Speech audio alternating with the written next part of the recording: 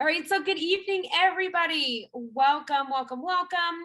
Quick disclaimer before tonight's presentation. The content of this presentation is proprietary and confidential information of the Florida Firefighter Safety and Health Collaborative. It is not intended to be distributed by any party without the written consent of the collaborative. Attendees should note that the educational component of this session is being recorded and will be published on our website.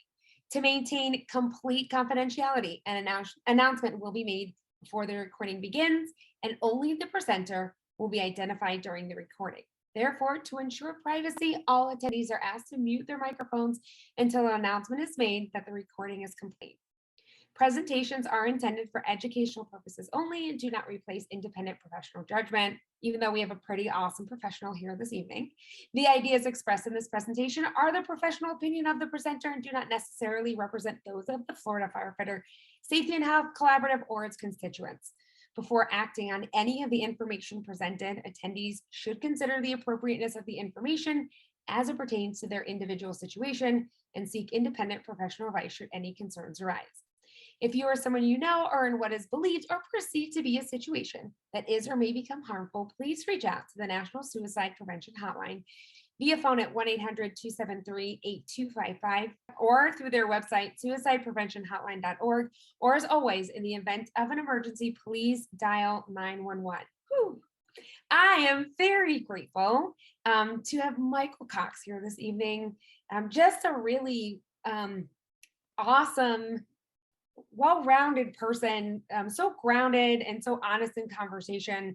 And this evening, we're going to be discussing infidelity. And we know that infidelity is an obstacle for first responders for various different reasons, which I'm sure that we'll talk about. But really want to highlight that infidelity doesn't need to be the demise of a relationship. It really can be something that grounds two people together. An obstacle for sure to overcome, but once that hurdle is you're over it, so much beauty can come out of it, so much connectedness, and almost sometimes better off than you were before it happened, right? So Michael, thanks for being here. I'm going to let you introduce yourself some more, but I can't speak more highly of you. I hope that you also speak about the couples retreats that you and your wife do, and because I've heard amazing things about that as well.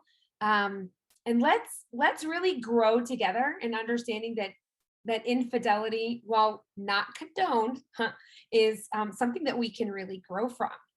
Yeah. Well, thank you very much, Michelle. Great to be here. Folks, thank you for allowing me to be a part of this. And I don't say it because it's cliche, because I mean it. Thank you all for what you do. It is very much appreciated. My disclaimers, you gave a couple of disclaimers, Michelle. I'm going to give a few. The first one is I am not a first responder when it comes to fire and EMS, police and safety. I am not. And so I am not by any means trying to talk from that point of view. You all give me that perspective today. However, I think as we talk about this subject, I think a lot of the things that I'm going to bring forth are applicable no matter what your occupation and where you are. However, you all bring the knowledge, information about your struggles, about the obstacles that you face, the challenges that face you in your relationships. And so I want to honor that and not trying to speak from that perspective. So I want to make sure y'all hear that because I don't have it. I have a great respect because not only because of what you do, but my grandfather was a police officer for 25 years and first Black police officer in our town in New Mexico. And so I grew up with a respect for what you all do. And so I do appreciate that. So that being said, as we jump in, I welcome feedback. If there are some perspectives about what I say that may be different or worse or easier, whatever it might be from your perspective, I definitely welcome that. I am not a talking head. I hate doing Zoom. I know it's the world we're in now, but I wish we could be in person. However, y'all in the midst of a potential hurricane, and I'm from the desert. I'm not feeling hurricane, so I'm okay with virtual today. So thank you all for giving me the opportunity as we go through. The other disclaimer I'm going to give is my personal perspective. I am a licensed professional counselor. I have a private practice here in Pflugerville, which is a suburb of Austin, Texas. However, I think as we're talking through this, I'm going to share some personal things as we go from it. And a lot of that personal stuff comes from a faith perspective. So if you hear me say stuff about that, that's where that's coming from. However, I am a licensed professional counselor. I work with lots of couples, couples doing, going through this very similar thing, whether post, in the midst of it, or whatever it might be. So I talk about, work through all these things with couples on a regular basis. And to give you a little bit more background, I've been doing this for a long time, since 2010. I guess 2011 is when I got my degree, 2010. And so I've been working with couples and families for that entire time. Prior to this work, I was in ministry. So I've been working with people and couples and families for probably 25 years. I don't even know how old I am now, but for a long time, been doing it. And so I bring experience from a number of different areas. I think one of the most is my own personal experience, which I will share some of that with you as well. So as Michelle was mentioning, my wife and I do a number of seminars, and those seminars are geared around how to help strengthen relationships, specifically marriages, and how to build upon, whether it's through infidelity or just to try to enhance and make the relationship better. And so a lot of the tools we're talking about is stuff that we talk through and work through in those. And so happy to share any more information about that that we do later. The final thing I'd say as far as qualification go, I had the great privilege of once a quarter, I go to a place called the Hideaway Experience, where there's 4 couples that come together that are in crisis, and they are, most of them, on the verge of divorce because of infidelity, because of a number of different things. And they go through 4 days of intensive therapy.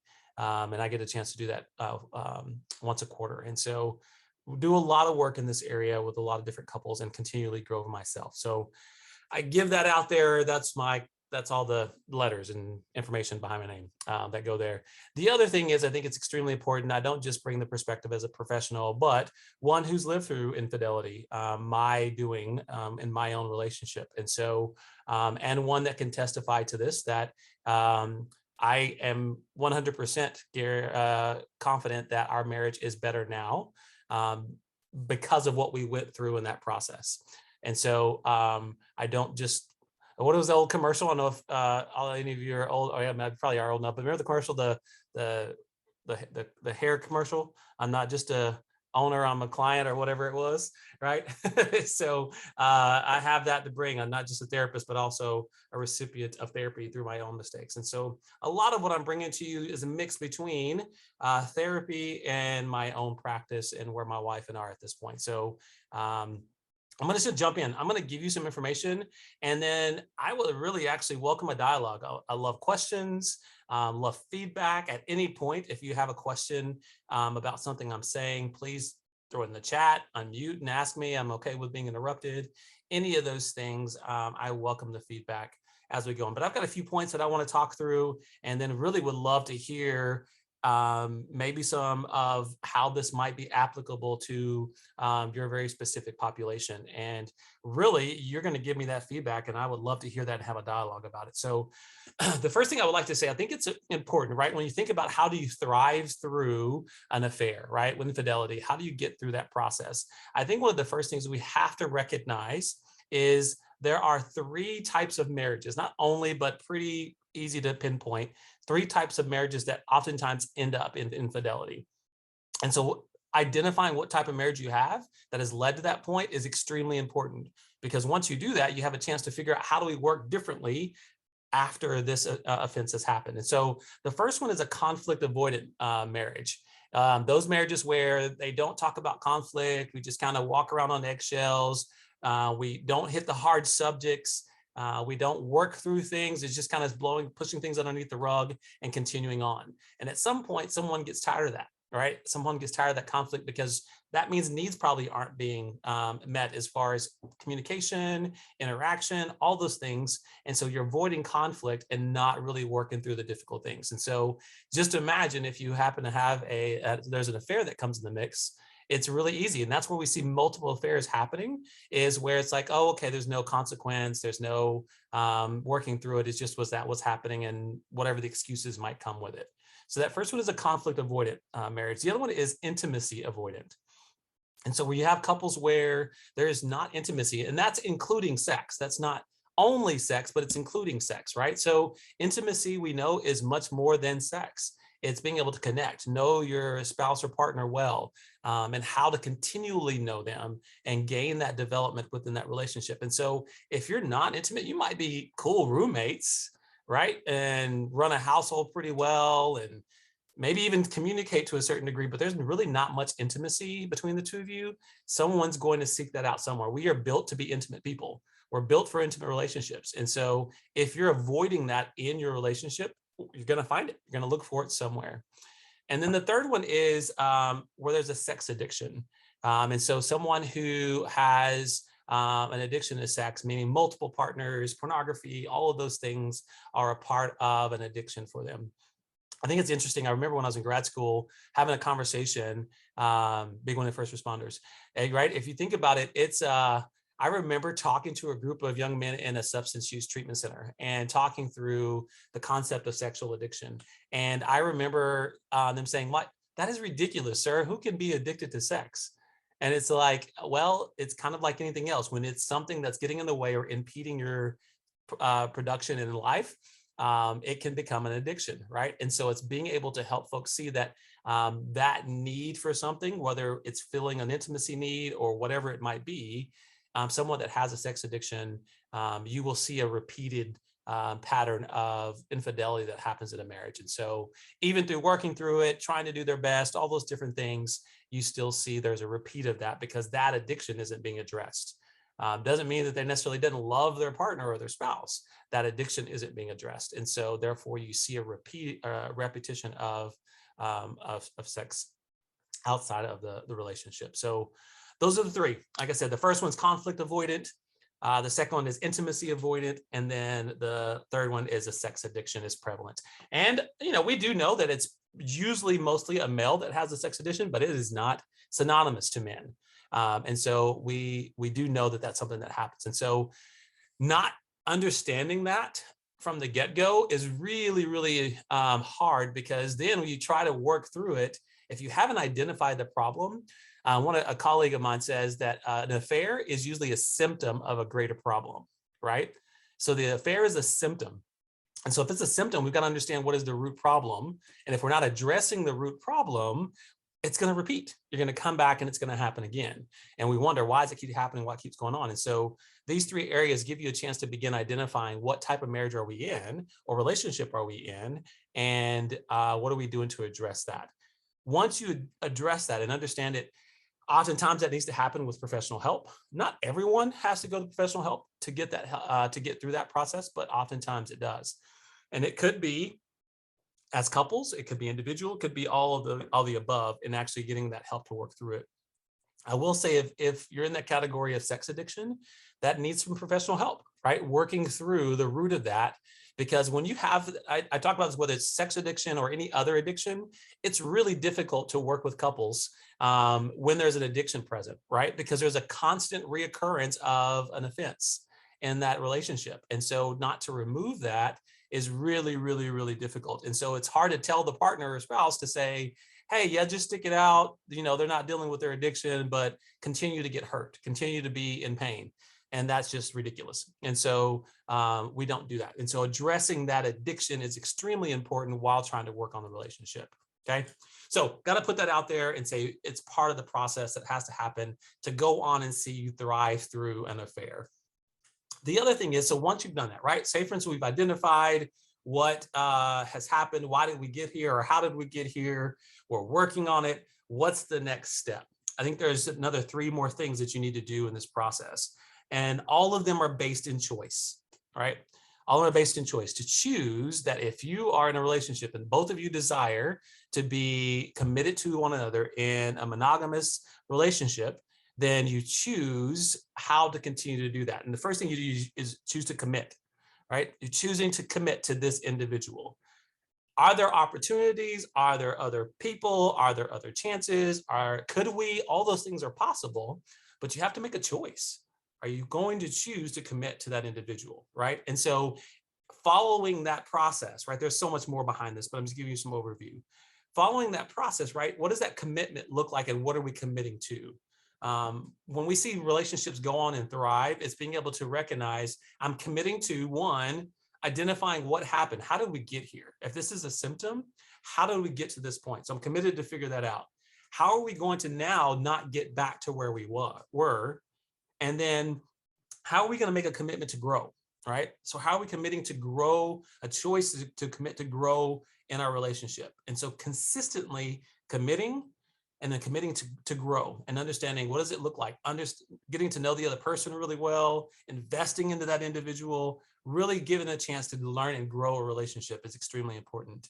And then the other thing is figuring out how do you enjoy each other, right? If you're just in this relationship and it's just this, obligation, or it's because of the kids or whatever it might be, but you don't enjoy it, you're going to land back where you were because there's no fulfillment in that, right? And so it's choices to commit, a choice to grow together, and a choice to enjoy each other in that relationship, right? And how you get there, right? That comes from therapy, that comes from other couples. A number of different things can be a part of that process, but it's making that choice that this is what you want. That doesn't mean it's going to be easy. That doesn't mean that it's perfect. It means that you're working together towards what looks like a healthy relationship. That's how relationships begin to thrive. The other end of that, I've seen many couples that will come in and they've been together for years, and this happens out of nowhere, or it's been going on for a number of years. There's a lot of repair that has to happen in there. In our own circumstance, my wife did individual therapy for a long time just to deal with her own stuff that was in the midst of this and how it affected her. Did some therapy myself, and then being able to come together and figure out, all right, so we got our issues taken care of individually. What does this look like as a couple? And truly being able to commit and say, we're going to work on this. And some of it took professional help, but the other took a couple of things that I think are important for us to note is to seek out other couples. And in that other couples, there are a couple of different couples that I think we need to define. One of those is you should have a couple that you're looking to that have been married longer than you, have been through the storms together, but they're enjoying their marriage and their life together. Like if that's not before you, sometimes it's hard to know what to look at. And that might be your parents, might be your grandparents. It might be a couple you know in your church or place of worship or any of those things, but seeking someone that has a marriage, and I'm not saying a perfect marriage, it doesn't exist, but has a marriage that is something for you to reach after and say, I really love what they have, and being able to engage with them to understand what that looks like. Michelle, go ahead. I have a question as before we get more into what you're discussing, just to rewind for a second. First of all, thanks for your vulnerability and sharing your personal experience with this. You had mentioned that like your wife goes to therapy in order to get through some of the things that she was feeling. It made me think about taking blame, right? First responders we have our capes, we're invincible, like this can't be because of me, right? And I'm sure spouses feel the same when they're in the situation with the first responder. Where do you start taking blame, right? Taking ownership, I guess is a better way of saying, of your behavior, whether you're the one who was the one that, that acted on the infidelity, or if you were the other the bystander in this. Because you have some blame, I think you have some responsibility in what's happening, like you were talking about before. How do you start that? Like, where do you start talking about that? Yeah, great question, Michelle. That's part of when we start looking at those 3 different types of marriages.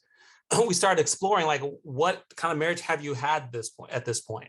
And typically, not everybody falls in the category, but typically you fall in one of those categories. Typically, you can talk and say, hey, we were the conflict avoidant couple or the intimacy avoidant couple.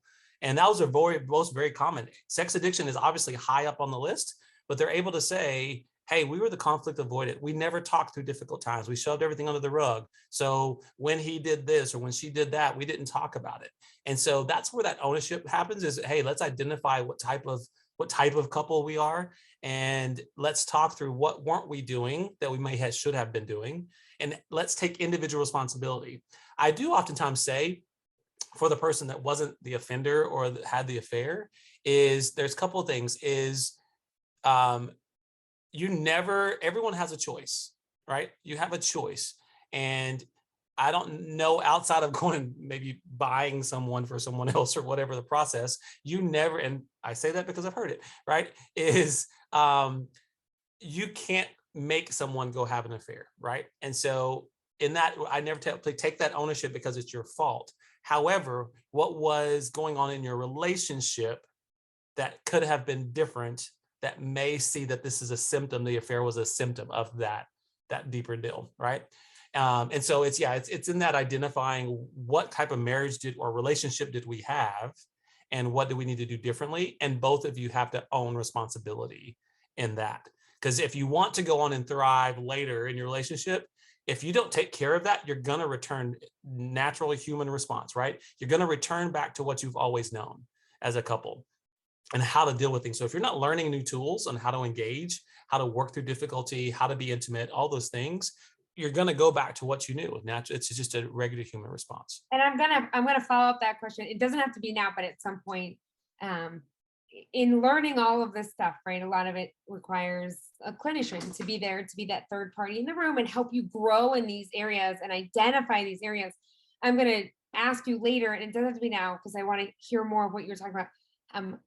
What is your recommendation as a couple in going about finding the right clinician for you? I think that might be later if you can talk about it, but it's in my coconut and I might as well say it now because if not, it's going to be gone. Let's be honest. So Well, I'm writing it down, so I'll remember. All right, I'm grateful. Sorry. All right. Thanks so much for letting me interrupt. No, I appreciate it. Anyone else, if you have anything that comes up, please do the same as we go through it. So it's working through it. And I would say this, Michelle, and I think it's part of the process, is I was mentioning finding an older couple to look at. The reality is there's a problem, right? There's been an affair and there's a reason behind it. And there could be any of those types of couples, but it could be anything to do with that individual. And if you haven't been doing the work already to seek out why, this is the time to start, right? And then that's one of those times where a professional is probably the person to help you in that. The benefit of a professional, as opposed to friends or family members, is the professional is supposed to come with an unbiased opinion, right? And so be able to look at both sides and talk about, hey, what led you to this point and what are we going to do to work differently as we move forward? Oftentimes when family members or even close friends are involved, our loyalty is to our loved one. And so we're going to be able to look at it and maybe bash the other person or whatever, get on their side, and it's usually not helpful. And so seeking out some professional help is really helpful, just because you have an unbiased third opinion to do that. The other thing I would add to that, Michelle, and this is probably something answering that question to a degree, is if you have a clinician that has not done work with couples and they just had one class, it's probably an obstacle, right? Because they may not know how to work with couples. It's different than working with individuals. We'll talk more about that, of things to look for as you're going forward. So I did mention seeking out others. And the reason why I say this is because many of us, if you think about your history, you may not have grown up in a healthy home, right? You may not have seen a healthy relationship. So you don't have a reference point. And so you may want it, you may desire it, but you don't have a reference point. And so though you're trying to work through some things, the beauty of having that older couple, or I usually say a couple that's been together longer and through more struggles and joys, is what you're seeking, is because then you have a goal, you have something to reach after, you have mentors to help you through a process when you don't necessarily need the professional, but you have someone to look to and help guide you through that process. The other thing is looking at who are you surrounded by? Like if you are a guy and you're with a bunch of other dudes that sleeping around or showing each other a bunch of porn or whatever it is, you have around folks that are encouraging it, kind of wonder where you're going to land, right? Same thing with women, right? If you're doing that thing or talking about your man or bashing your man or whatever it might be, where is it going to land, right? You don't have people that are encouraging you to have a healthy relationship. And so truly surround yourself with people who desire the same thing. And that is extremely important, because when you get past the professional, what are you going to do, right? If you don't have that encouragement, to have somebody kind of cheering you on, it's very easy to kind of go back to our old ways. That's called a natural human response, right? That happens on a regular basis. And so really having someone to be able to work through those things and to help you with the goals and try to figure out how to thrive through it. The other is, and I said trusted others, meaning that when we're going through difficult times and you're trying to work through the relationship, those trusted others aren't people who are jumping on the bandwagon of bashing your spouse, or your partner. If it is someone's there, you're not going to look towards thriving. You're just looking for reasons why a divorce is a good idea or separating is a good idea. And so having trusted others that can give you strong, hard, encouraging advice, and maybe at the most, just be able to listen to you and walk through that process with you is extremely important.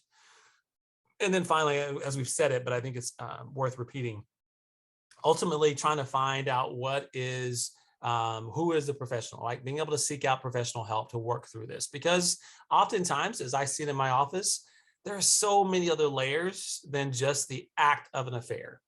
And so really trying to be able to work through that and finding how do you develop the tools to be able to move forward is extremely, extremely important because you've got to learn something new, especially in the aspect of addiction. If you think about addiction, if you're not learning a new way to engage, a new way to connect, the healthy way to do those things, it's an addiction. You're going to go back to it when you have a need, right? And so learning something different and working through that will require professional help. If you think about it with substance use or any of those things as an addiction, we'll talk really openly about going and seeking out professional help and treatment and so on and so forth. But in this area where it's obviously affecting your relationship, many times people are reluctant to go and seek out the help, and it's needed just as much in this because it's hurting that relationship. I want to pause. Questions, thoughts? Well, I'll follow up one with, don't forget we have redlinerescue.org. Michael, so you know, it is a free website for first responders to find culturally competent clinicians on. Clinicians that have been through some sort of training and have a more in-depth understanding of first responders, right? And so suffice to say that these clinicians have a depth of background that infidelity is an issue in our culture. So I wanted to add that here. And so you can look at it too, and you have that as well. Yeah. And also in there are peer supporters. So like if you want to find someone that you can reach out to and talk to, you can also do that on that website. That's what I had there. And now I'm going to keep listening. I do have a question to pose that maybe it'll help me with context. Is you mentioned, Michelle, that one of the prominent things that's in the culture of first responders is sex addiction. What are some of the other contributing factors towards infidelity in your culture? Yeah. I could guess, but I don't want to. What are some of the other contributing factors? So, well, there's the sex addiction part. We thrive on the adrenaline rush, right? And so that pornography, that kind of stuff, that is an adrenaline rush, and it really meets the need that the mind is craving, right? The release of those hormones. Some of the other contributing factors are our shift schedules, right? We work 24 on, some of us work either 24/48 or 24/72. And so we're away from home, and then we come home and nobody's home. And so that's also some contributing factors, as well as our ability to connect with our families, right? And so we want to come home and we want to isolate and protect our family from things and not talk about the bad things that are happening.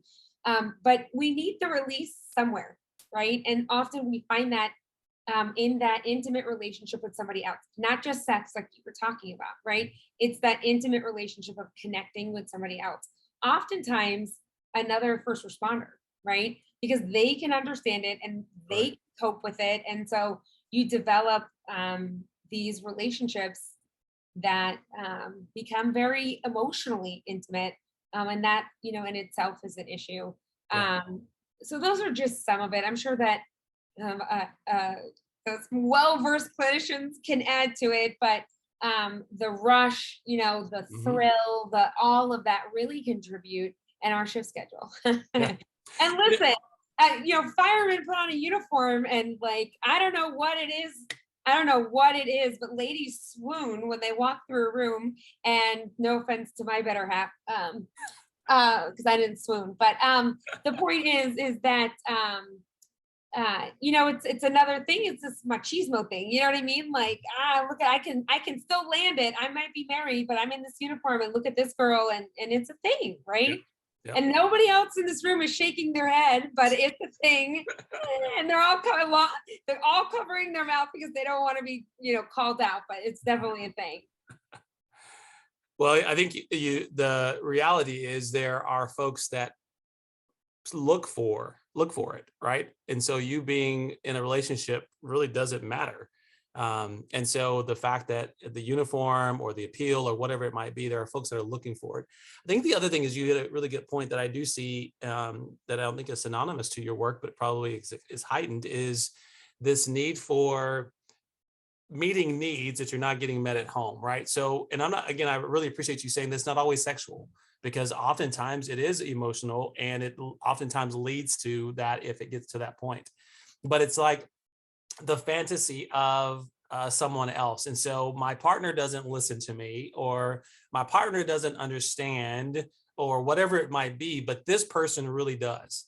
They really get me, or whatever it might be. And so there is the fantasy of that. And I was literally just having this conversation with individual in this similar situation in therapy today around, it's really, the hard part about that is it's all stays in fantasy world, because they get to play a role, they get to play in a position. And sorry, I was always gonna say y'all are in this field, pun intended, right? I was waiting for somebody to get that back.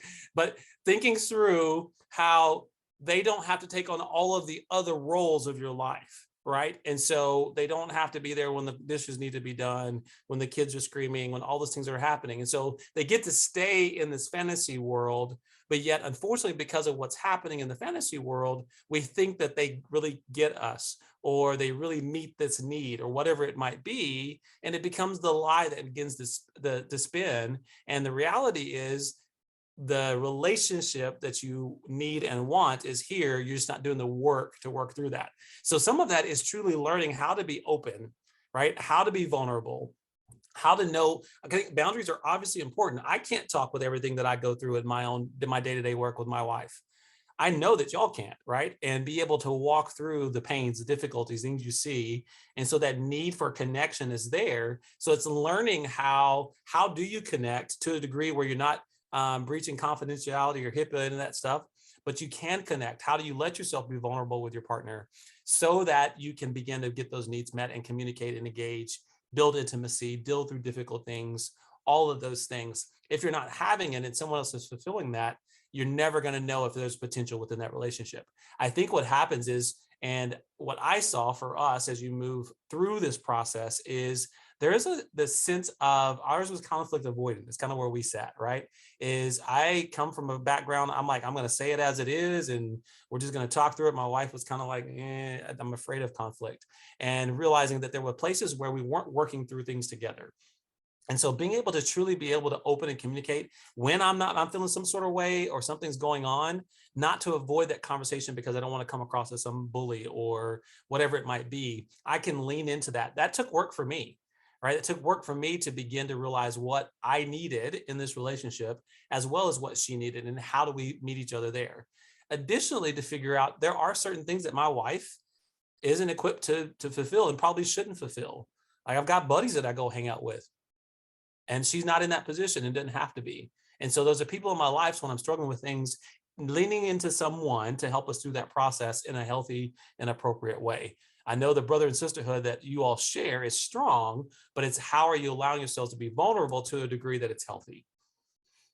What about, so you said, being vulnerable, and, this person is not in the weeds with you in your day-to-day life.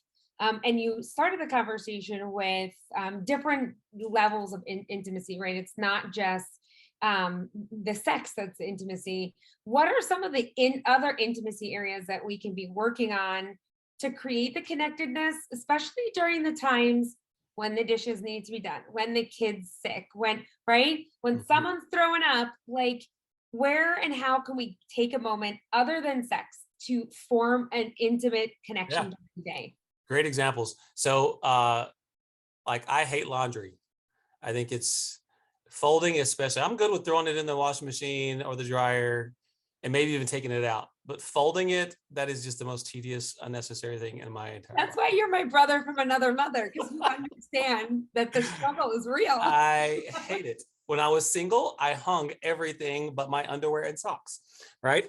And so my wife, she thinks it's mindless and something she can do. And so when I take the extra step, this is an example, when I take the extra step and I am not just putting stuff in the washing machine or the dryer, I take it out and I actually fold it. She's like, man, you're making love to me, right? It is being able to meet at a place of intimacy that's deeper than just the act of sex, is realizing, knowing your partner, knowing your spouse, and being able to know, hey, what speaks to their heart, what speaks to their mind. Love languages, right? Yeah. Yep. Yeah. Yep. You can take that test online too You to figure can. out Yep. what your love language is. So yeah, Yep. that's great. That's awesome. Yep. It's just learning, it's learning the other person. I think that's part of when we start thinking about choices, you get to choose to learn your partner as well as them learn you, right? Is choosing to be in that relationship and choosing to go to that level of intimacy. Something that I would wonder is, because of the heaviness of a lot of the stuff that you all deal with, excuse me, even I would say even heavier than what I see on a daily basis. You guys are dealing with you're dealing with death, you're dealing with life, a lot of different things that I don't see. There's a heaviness that you carry. And if your partner is not a part of carrying that load, not meaning they need to know the details, not meaning that they need to go all the details, but helping, being vulnerable, being a place where you can be vulnerable and connect. If that's not happening, you're almost automatically choosing to be separate, right? And so it's figuring out what those is, choosing to decide what are going to be those things that help me connect with my partner. And it could be as simple as folding laundry when you don't want to.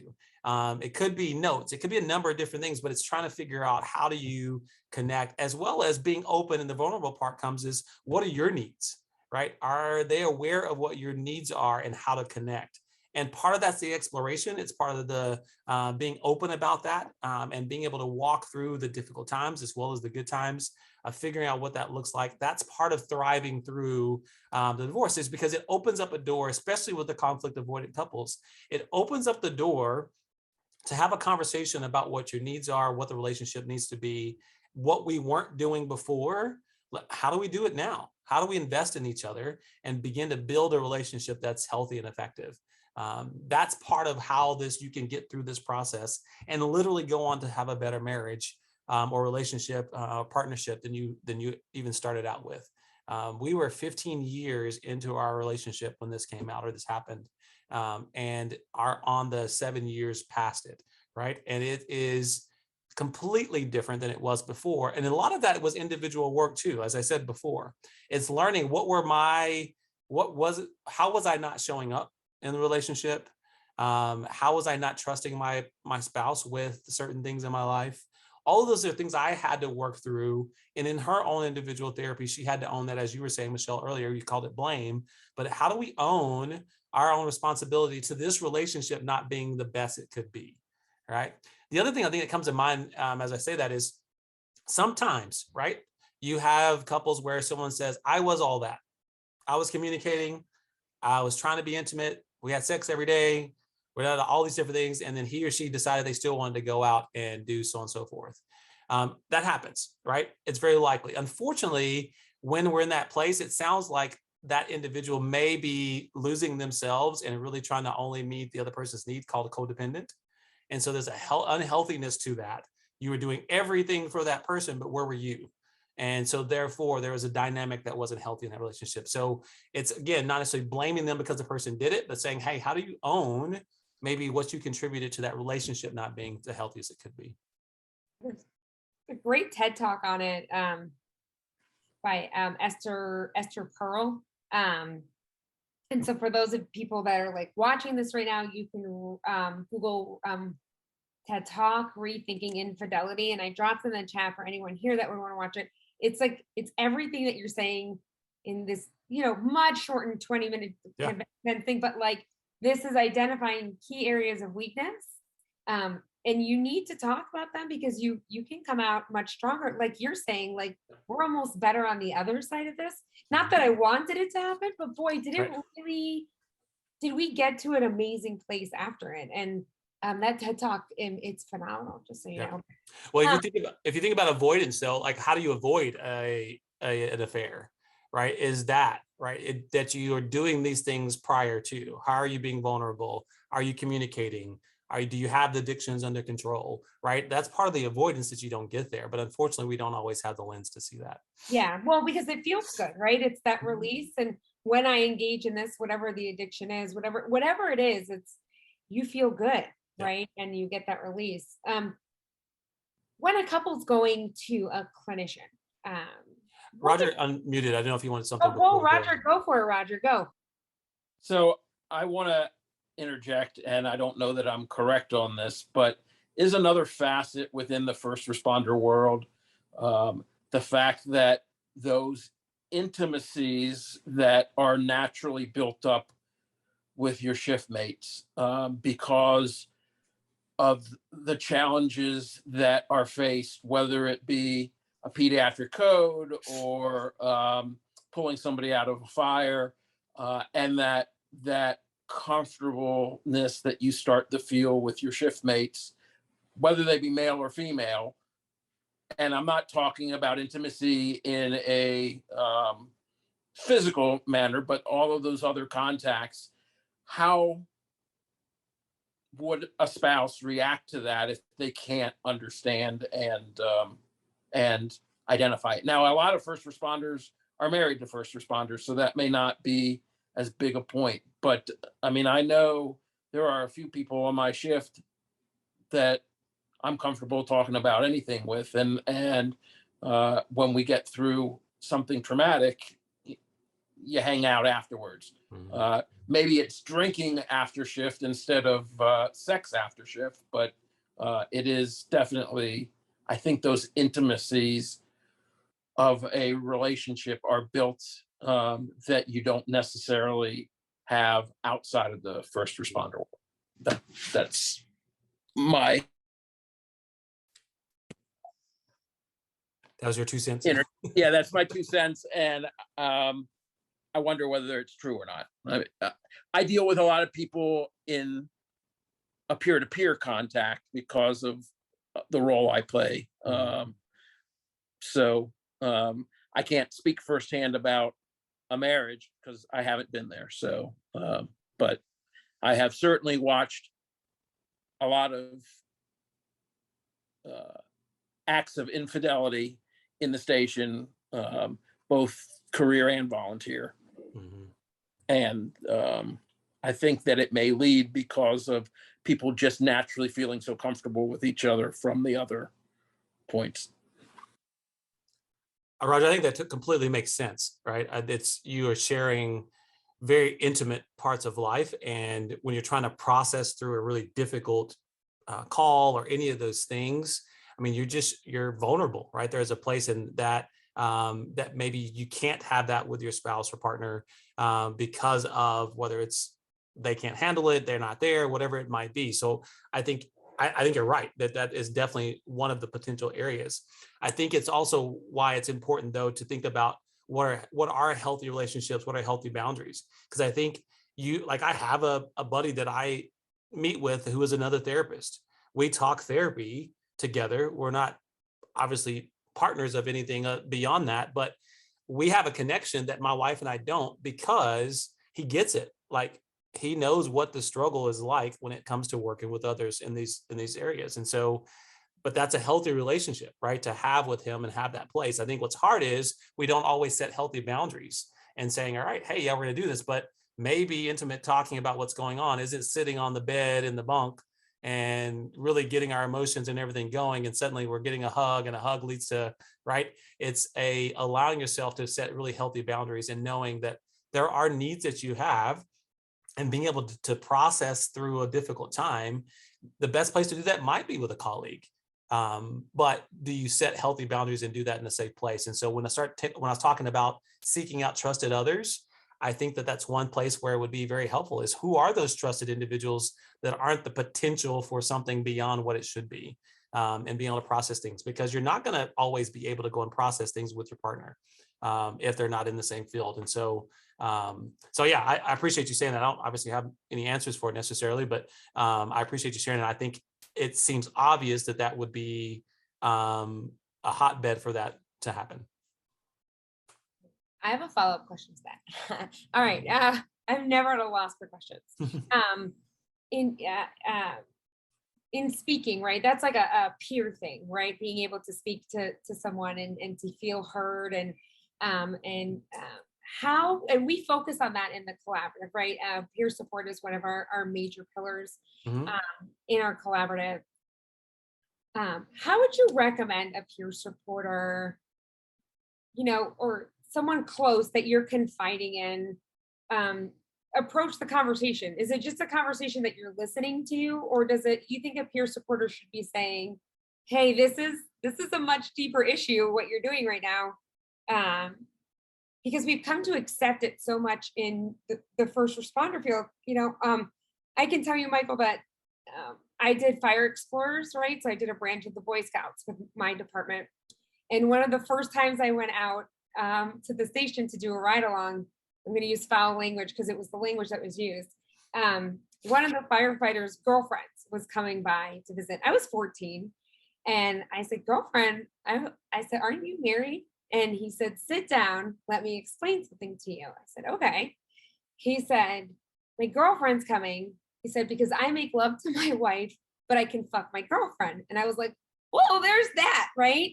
That was like my first introduction. And then my very first shift at the firehouse when I was employed, one of the people that I work with, his girlfriend came by in the middle of the night to say, what's up, right? And so this is something that, over the course of, the couple years that I've been immersed in the fire service, that I've come to almost accept. Like, they're going to have girlfriends and it's none of my business.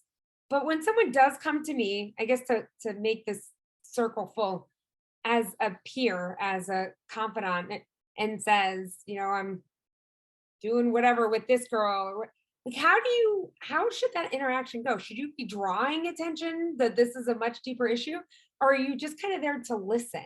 Does that make sense? Are you asking me or Roger? I'll call Roger on the night. I'm asking you, and then we can ask Roger. There you go.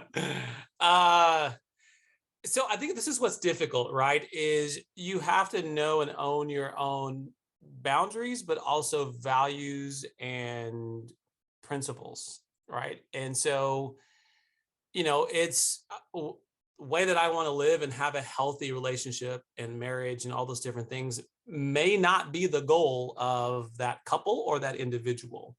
And so I think individually being able to be like, hey, this is not for me, but I don't think this is right. So feeling comfortable to speak up for that and have your own boundaries. The other is, unfortunately, I've seen many polyamorous couples. I've seen all these different things that are happening in relationships. And so if someone is giving you the permission to speak into their life and giving you the permission to hold them accountable, then it's that place to say, all right, hey, this isn't you, this isn't your values, this isn't what you want, to have that conversation. And or when you can see that this is something that's this is a way of coping through difficult things, is as a peer to be able to say, it sounds like you are not really dealing with your crap, right? You're not dealing with your stuff and you're running to these persons or doing whatever. As a peer, I think you probably should really start addressing that stuff. Maybe not telling them you need to stop seeing your girlfriend, but address your stuff, right? And being able to keep that conversation at that point, because it's knowing the place. The hard part is not everybody shares the same values, right? And not everybody shares the same goals as far as what they want in their relationships. And so it's knowing what place you have and what permission do you have to speak in someone's life. I think the benefit of that role of a peer is you're making an observation of many different behaviors, not just a girlfriend. You're seeing an observation of many things that might be contributing to an unhealthy person. And so you're able to bring all those things to the table and say, I'm concerned about a multitude of things, and this is one of those things, right? And so maybe that's a way to walk through that. I think the hard part is, again, not knowing from what bases are they coming from to be able to move forward. And if they aren't coming from the same point, it's really kind of trying to mix oil and water, and you may not be able to get to that place. I don't know if that answered it, but It totally answered that. It totally did. I'm the only one asking questions. I'm going to be quiet now. Let other people ask, or let you continue to move forward here. sorry, my kiddo just texted me, asked me, he's getting dinner going. How do I get when do I put the spaghetti noodles in? Oh, that's awesome. He's getting after it. You asked a question earlier about seeking out a therapist and what should individuals look for. And so the one thing is, I actually don't know the parameters of licensure in the state of Florida. And so you've got things like a licensed marriage and family therapist, you have a licensed professional counselor, which is what I am. You have licensed social workers, clinical social workers. So it runs the gamut, right, of all the things that as far as education. Typically, the first place to start is finding out if people actually do couples or marriage therapy, right? And then being able to, I'd say this, whether it's for couples or for individuals, interview someone, right? If you're calling and you want someone to work with you on your relationship, know what your needs are, right? We've had an affair, or there's been some infidelity, or whatever it is. What are your strategies, or what can you help us to, how can you help us work through this, right? Put it out there and begin asking those questions. But look for, when there are any descriptions on a website or any of those things, how are they trained, and do they specifically work with couples in their work? Because it's a different tool. You're looking at two different personalities. You're looking at two different upbringings, likely, that contribute to that relationship. There's a lot of different factors that come into that. And if the individual doesn't have experience there, it's really difficult to try to get to the same goal. The other thing is trying to, beforehand, I don't know if you have to have it solved, but have the conversation of, what is our goal to step into therapy? Like, are we going in to fix him or her? Or are we going to figure out what's what I call our usness, right? What is keeping us from being the best us, as opposed to two individuals, right? And so how do we step in to figure out that we have the same shared goal? Yeah, we need to work through the infidelity. Yes, we need to work through some of the difficult things, but we really want to make this work. Do you have a shared goal stepping into therapy, so that when you talk to a professional, it's like, can you help us get here? Can you help us get to those goals and work those things? The other thing is that sometimes you don't know what the goal is. You're just hurt, right? And it's just difficult. And so when you're sitting in with somebody, do they have that perspective of trying to help you gain and get on the same page and work through those things, as opposed to maybe a tit for tat or back and forth about what you did or what she should have did or whatever it could have been. But do we share a goal and how we're going to get there? And can they guide you through that process? Interesting. Very interesting. I had to go through it myself. My ex-husband accused me of it for the entirety of my marriage. And regardless of the fact that it never happened, sitting with the couples therapist and working through just the things that were feeding those insecurities was a challenge. And that tit for tat thing became something we had to deal with, especially on my ex-husband's side, right? Yay, with a smile. Especially on my ex-husband's side, because it was very tit for tat. Yeah, but she. And I think the couples therapist was really great in trying to mitigate that. But like you said, it can't become that tit for tat. I'm always saying it because I saw that personally in what I experienced. But Yeah. and so there's the redlinerescue.org website. And then let's say like I find someone on that website that we know is culturally competent. I think my personal therapist, who I love, she's gorgeous.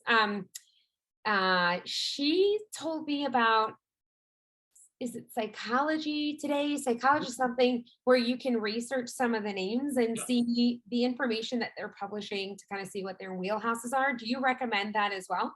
Yeah, there are many different, there's so many now I can't even name them all, but Psychology Today is one of those. And the benefit of something like Psychology Today, we have no money coming to us, so we're not pumping them up.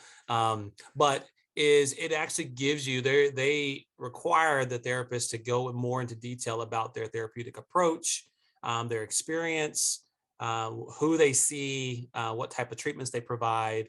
And so being able to go in and see that, and if they don't have couples or marriage as a part of their profile, you probably don't want to see them. And so, yeah, any of those avenues are usually helpful. If you have an individual therapist, it's always great to ask them for referral, right? So if you're not seeing them as a couple, to be able to say, hey, who are some folks you might recommend? Who's in your network? How would I find someone? All of those are helpful. If through insurance, oftentimes through insurance, you can go in and they have providers list, and you can go in and you can narrow that by city, zip code, and then begin to look at who provides very specifically couples therapy and identifying them. I'm gonna ask one more question because we're hitting that 9 o'clock mark and I'm the only one asking questions. Um, let's say that this does happen in a marriage, right? Um, before you even get to the step of getting to a couples therapist, what is the best way to start this conversation? And usually it's going to start in anger, right? But anger is not going to solve anything. Right. Um, how do you begin to approach the conversation so that you can get to all these steps that we've talked about? Where do you start? Yeah. So the one thing I usually tell couples, and not all therapists agree with this, and that I'm completely okay with that, is sometimes the person who was not the offender wants to know every detail, who it was, where it happened, how many times, what position were y'all in. I mean, they want to know every single detail.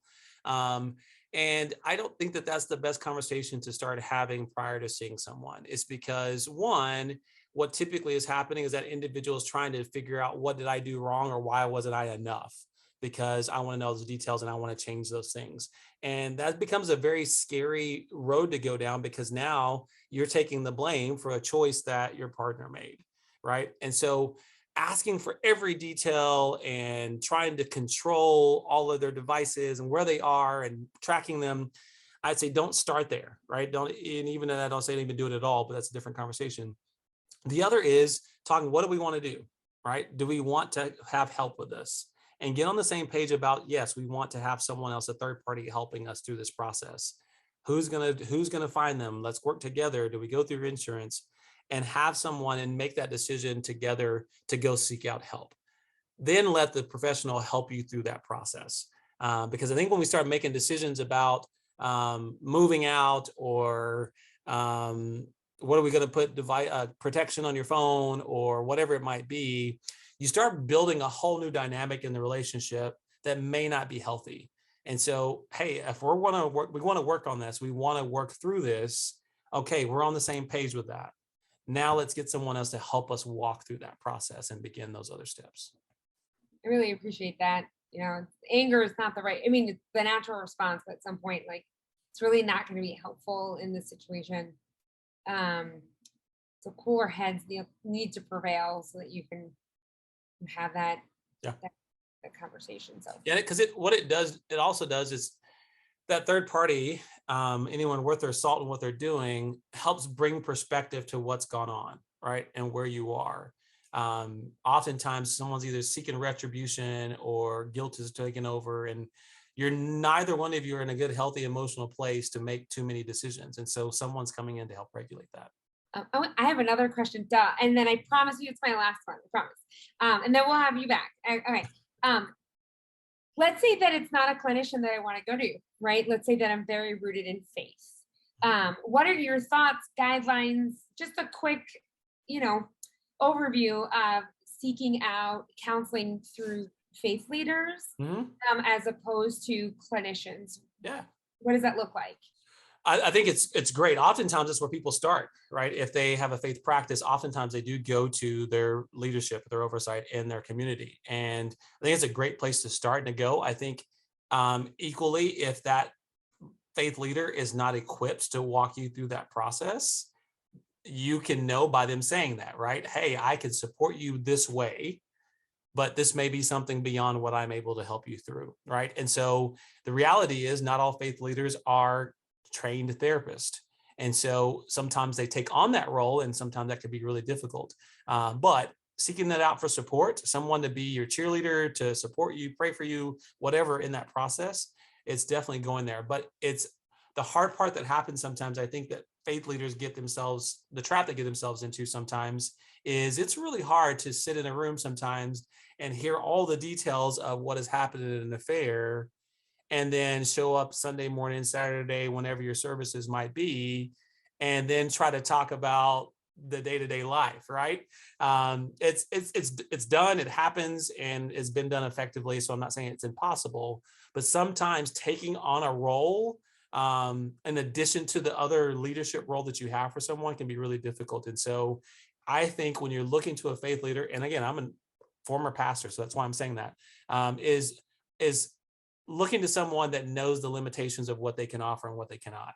Is there a way to to locate a faith leader that is like a licensed mental health counselor? So is there like a way to find that? I don't know if there's if you looked me up in the state of Texas right now, it's public access to my licensure in the state. It is not going to say next to it ordained minister.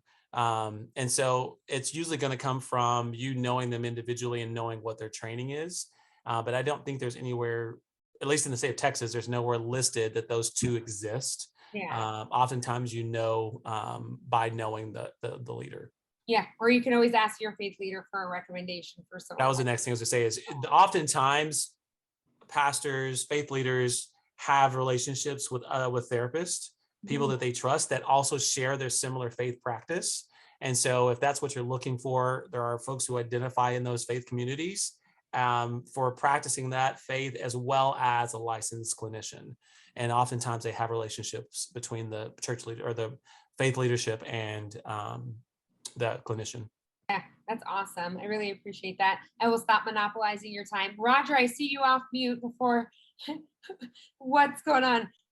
Well, so I think in answer to your question as well, within the first responder network, at least on the fire side, is the National Federation of Fire Chaplains, which would be able to find a appropriate faith and then somebody that has training within that, because chaplain may or may not be a faith leader, but they have additional skills and training, and actually they have 100%. courses for peer-to-peer and other things. So.